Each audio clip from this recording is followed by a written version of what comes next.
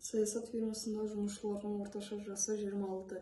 Егер бір жұмысшы фирмадан шығарылса, қалған 10 жұмысшының орташа жасы 24 болады. Сол жұмысшының жасын анықтаңыз.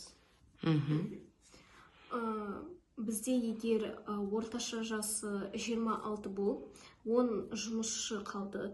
Сол кезде бізде 11 жұмысшы болды.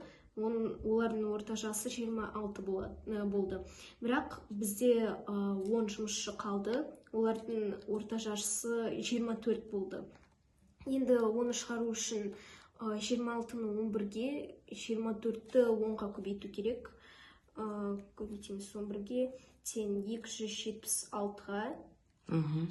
Ал 24-ті 10-ға көбейтеміз. Бізде 240. Сонда егер біз 276-ны 240-ты тең 36. Неше? 36. 36 болып тұр да.